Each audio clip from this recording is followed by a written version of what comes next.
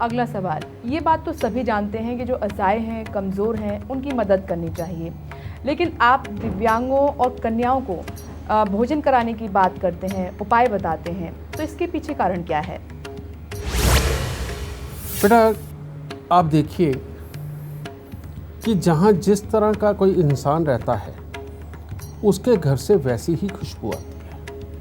अगर आप किसी पंडित जी के घर पे चले जाएं तो वहाँ आपको हींग की, देसी घी की खुशबू आम मिलेगी। वहाँ का आपका मूड अलग बन जाएगा। आप किसी बहुत ही बड़े बिजनेसमैन के घर पे चले जाइए, आपको वहाँ पर अलग अलग तरह के परफ्यूम की खुशबू आ रही होगी। वहाँ आपका माहौल और मूड दूसरा ही बन जाएगा। आप कहीं पर भी ऐसे किसी जगह पे चले जाइए जहाँ चमड़े का काम हो रहा है, वहाँ उस तरह की स्मेल आ रही होगी और वहाँ मूड उस तरह का होगा। ठीक इसी तरह से बेटा ये एनर्जी चक्र हो जाता है। जिस प्रकार के लोग जहाँ रहते हैं, जिस प्रकार के जीव जंतु जहाँ पे रहते हैं, वहाँ पर उसकी खास तौर पे एनर्जी होती है। हम जब दृष्टिहीन दिव्यांग को खाना खिलाने की बात करते हैं और ये साथ में कहते हैं कि 10 यानी कि जहाँ पर उनकी भरपूर मात्रा, जो दृष्टिहीन दिव्यांग होते हैं उनके अंदर एहसास की ताकत बहुत ज़्यादा कुदरती तौर पे डेवलप हो जाती है। जो काम हम रोशनी में देख के भी चूक जाते हैं, कर नहीं पाते, वो उन कामों को, उन एहसासों को एहसास से ही कर लेते हैं। ये कुदरत ने एक अलग और विलक्षण उनके अंदर ताकत दी होती है बेटा, या ये कह लो कि समय के अनुसार उन्होंने अपने आप को डेवलप कर लिया वैसा।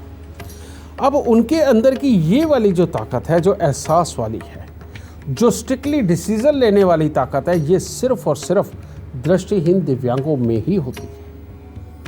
जो लोग कॉन्फिडेंस के कमज़ोर हो जाते हैं, जो लोग डबल माइंडेड हो जाते हैं, जो लोग एक जगह पे पहुंच के डिसीज़न नहीं ले पाते और उसकी वजह से बहुत सारी अपॉर्चुनिटियां उनके हाथ से निकल जाती हैं, इन लोगों को हम खास तौर पे दृष्टिहीन दिव्यांगों को खाना खिलाने के लिए बोलते हैं। बेटा ये उनको खाना खिलाने का बिल्कुल पर्पस नहीं।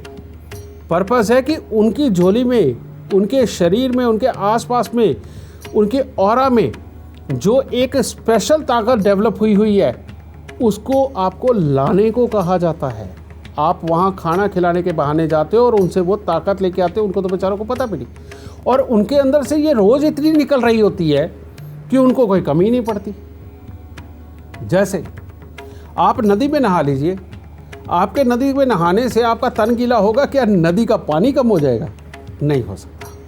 ठीक इसी तरह से जब दृष्टिहीन दिव्यांग व्यक्तियों को खाना खिलाने के बहाने आप उनकी वो पॉजिटिव एनर्जी लेके आते हैं तो उनको कोई फ़र्क नहीं पड़ता, लेकिन आप मालोमाल हो जाते हैं और आपके काम हो जाते हैं सब। ये है तरीका दृष्टिहीन दिव्यांग व्यक्तियों का। इसी तरह से कंजकों का, जब कंजक यानी कि छोटी सी बच्ची जब बड़ी हो रही होती है, उसके शरीर के अंदर हर ग्रह की एनर्जी बड़ी तेज़ी से बढ़ रही होती है, क्योंकि उसको उस पड़ाव तक पहुंचना है जहां पर जाकर के वो माँ बनने के काबिल बन जाए।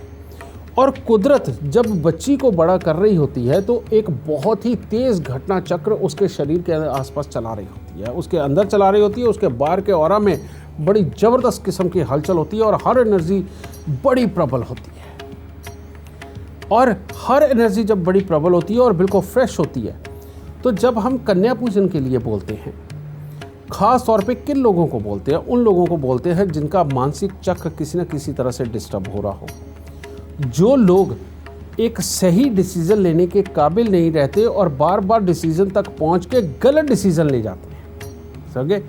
उन लोगों को ख़ास तौर पे हम कन्या पूजन के लिए बोलते हैं। इसीलिए जो बिजनेसमैन लोग हैं वो ज़्यादातर कन्याओं को पूजन करते हैं, और वो कन्या पूजन करके जब उनके पाँव हाथ लगाते हैं तो वो बच्चों के शरीर से जो निकल रही बिल्कुल तगड़े वाली एनर्जी है, बहुत ही प्योर है, वो जब आपके ऑरा मंडल में समाती है तो आपका 5-6 महीने का कोटा पूरा हो जाता है, और उसके चलते हुए आप बिल्कुल एक नई सोच के साथ फ्रेश डिसीजन लेकर के अपने जीवन चक्र को आगे बढ़ाते हैं।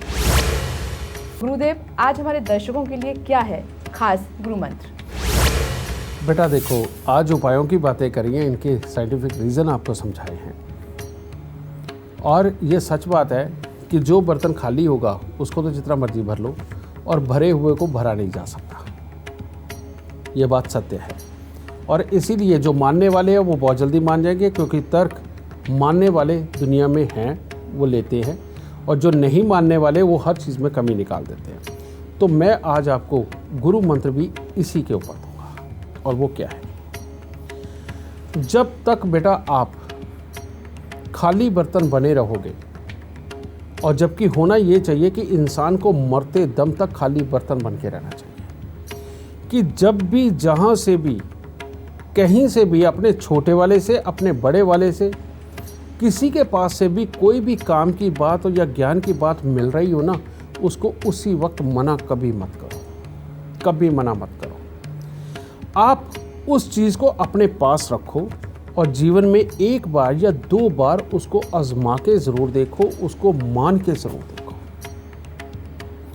और कई बार हमें जो चीज़ नहीं समझ आती, लेकिन वो उतना ही बड़ा सत्य होता है, ठीक है। और ये जब आप करते चले जाओगे और हमेशा खाली बर्तन बने रहोगे, तो बेटा हो सकता है आपका वो नौकर जो आपके यहाँ सबसे कम तनख्वाह ले रहा है, वो भी आपको कुछ ना कुछ सिखा के चला जाए। और सीखते रहने का नाम माँ सरस्वती बनता है, और सीख के अप्लाई करने का नाम माँ काली बनता है। तो यानी कि सीखना यानी कि माँ सरस्वती, अप्लाई करना यानी कि माँ काली, और इन दोनों का कॉम्बिनेशन माँ लक्ष्मी को जन्म देता है। यानी कि जब आपका एग्जीक्यूशन हो जाता है और उससे जो फल निकलता है ना, अगर वो बहुत ही अच्छा है, आपको लाभ मिल रहा है, तो लक्ष्मी वही तो होता है। तो माँ दुर्गा संपूर्ण हो गई, समझ गए। तो इसीलिए माँ सरस्वती का अनुसरण करते हुए अपनी सीखने की भावना को हमेशा जागृत रखो, ये बर्तन खाली रखो, और सीख के अपने पास ही नहीं रखना, इसको आजमा के भी देखो। माँ काली का रूप तब आपके अंदर पैदा होगा, और इससे माँ लक्ष्मी यानी कि एक फ्रूटफुल रिजल्ट निकलेगा जो आपको समृद्ध बनाएगा। और इन तीनों का कॉम्बिनेशन आपको संपूर्ण दुर्गा के रूप का एहसास कराएगा, जिसके पास ताकत भी है, ज्ञान भी है, और जिसके पास हिम्मत भी है, और जिसके पास समृद्धि भी है। तो माँ दुर्गा का नाम समृद्धि। तो अपनी माँ दुर्गा का स्वरूप ये याद रखे, अपने जीवन को अच्छा करते चले जाओ बेटा, तब जीवन धन्य और संपन्न हो।